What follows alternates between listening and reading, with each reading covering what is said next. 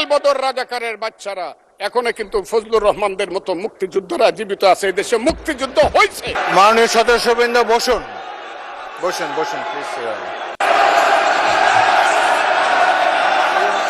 হ্যাঁ,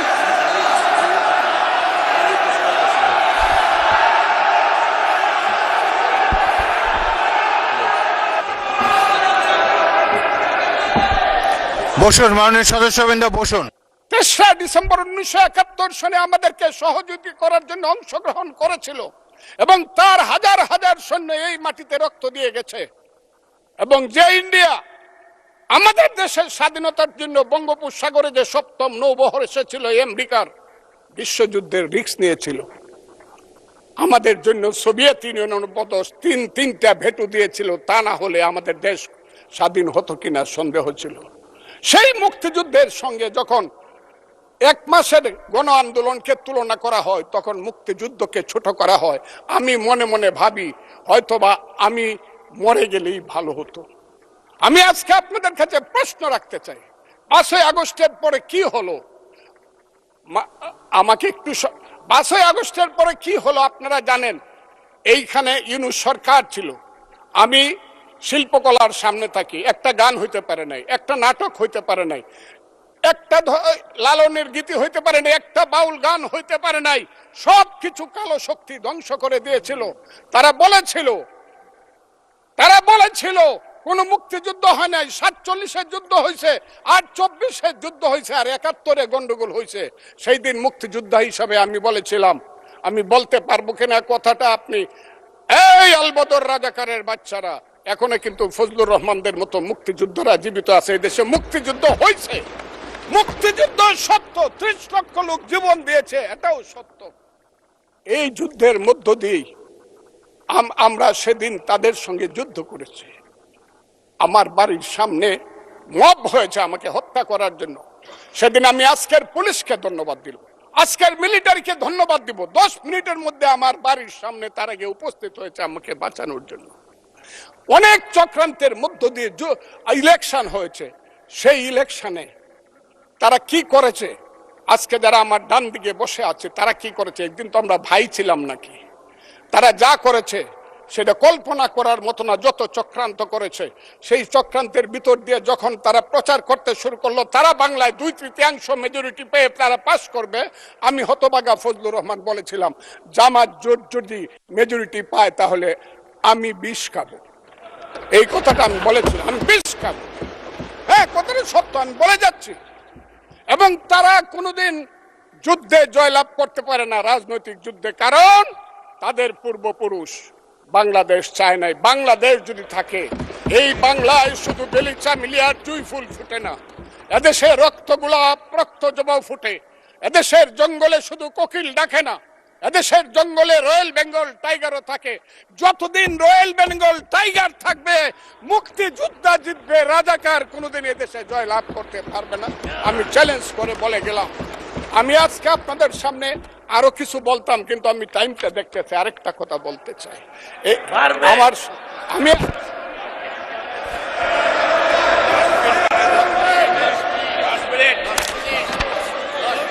আমাকে 5 মিনিট সময় দেন, আমি শেষ করে ফেলবো।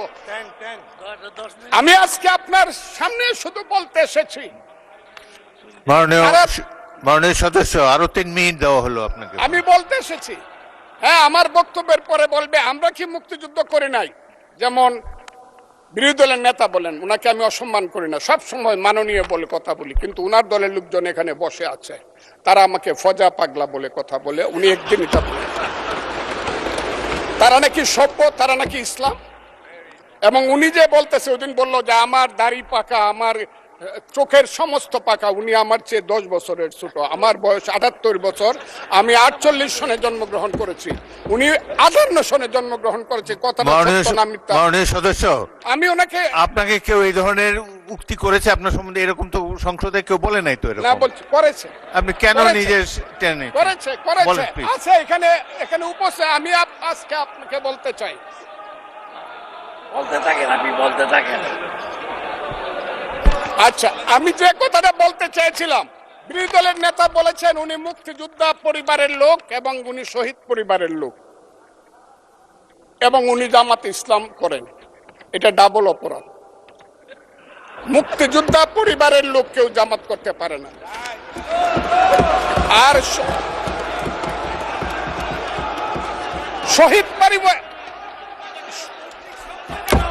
শহীদ পরিবারের লোক, শহীদ মাননীয় সদস্যবৃন্দ, ওনাকে বলতে দেন।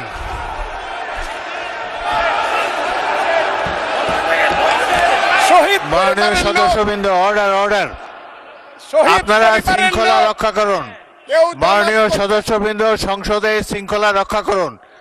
মাননীয় সদস্য ফজলুর রহমান, আপনি শেষ করুন, কষ্ট পাইতেছেন, বক্তব্য শেষ করুন। আমি আবারও বলে রাখলাম, শহীদ পরিবারের লোক তো জামাত করতেই পারে না, আর জামাত করলে ডাবল অপরাধ করতেছে।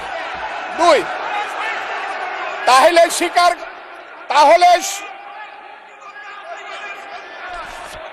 তাহলে আমি আপনাদেরকে বলি, মাননীয় সদস্যবৃন্দ, আমি আমি আমি এক সেকেন্ড, আমাদের- এক সেকেন্ড। মাননীয় সদস্য ফজলুর রহমান, বসেন বসেন বসেন। আপনি বলতে থাকেন, বলতে থাকেন। আমি আপনাদেরকে মাননীয় সদস্যবৃন্দ, প্রোডাকশন আশা করতেছি। মাননীয় সদস্যবৃন্দ, বসুন। কিন্তু আমার গলা সংসদে অনেক উঁচু গলা। শৃঙ্খলা রক্ষা করুন। ওনার গলা, আমি কিন্তু ওনাদেরকে খারাপ কিছু বলি নাই। বসেন। একটা স্যাম্পল। মাননীয় সদস্য ফজলুর রহমান,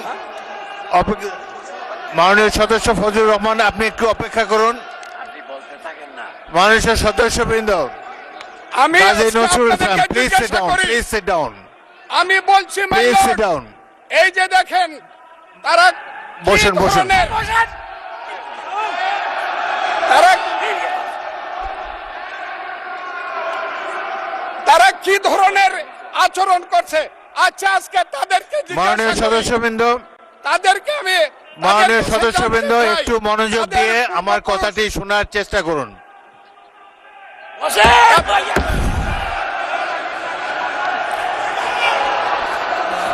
মাননীয় সদস্যবৃন্দ, কাজী নজরুল ইসলাম, বসুন আমি আজকে এই বসুন বসুন। এই কথাটা স্পিকারের বলতে কথা বাধ্য শোনার হচ্ছি। চেষ্টা করুন। এই কথাটা মাননীয় বলতে- সদস্যবৃন্দ, ওই আমার- আমি একটা আজকে- কথা আপনারা আজকে মনোযোগ বলতে দিয়ে শুনেন। বাধ্য হচ্ছি, এদের সংসদে আচরণ দেখেন, এদের প্রত্যেক পূর্বপুরুষরাই সদস্যের, এক ফজলুর রহমান, সময় একটু ওয়েট করেন, একটু ওয়েট আলবদর করেন। এবং রাজাকার ছিল। মাননীয় সদস্য এবং ফজলুর এরা রহমান, আলিম ওয়েট করেন। চৌধুরীকে হত্যা করেছে। Hold on for a second. আলিম চৌধুরীকে হত্যা একটু অপেক্ষা করেছে। করুন। আমাদের নেতা জিয়াউর রহমানকে পাইলো এরা হত্যা করত 16ই ডিসেম্বরের আগে। মাননীয় সদস্য ফজলুর রহমান, অপেক্ষা করুন। আমার শেষ, আমাকে Hold on শুধু for 2 minutes. দেখেন ডিস্টার্ব, আমি আর তাদেরকে বল। মাননীয় সদস্যবৃন্দ, এটি বাংলাদেশের জাতীয় সংসদ। এখানে প্রত্যেকেই নির্বাচিত হয়ে এসেছেন, প্রত্যেকেরই এখানে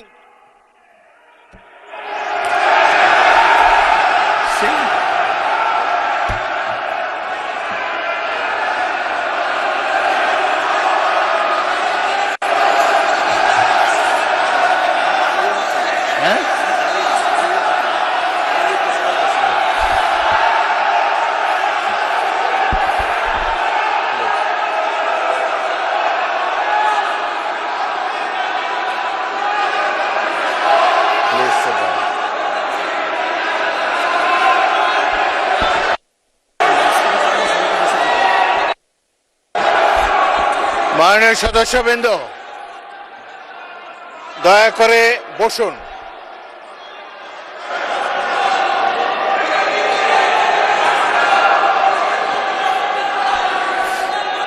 মাননীয় সদস্যবৃন্দ, বসুন বসুন বসুন, প্লিজ।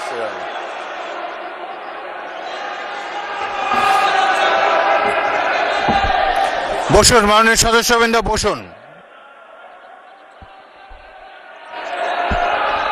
বসুন বসুন বসুন।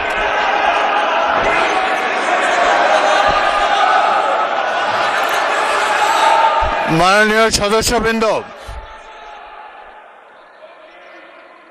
মাননীয় বিরোধী দলের নেতা, আমি বলি তারপরে আপনি বলেন। মাননীয় সদস্যবৃন্দ,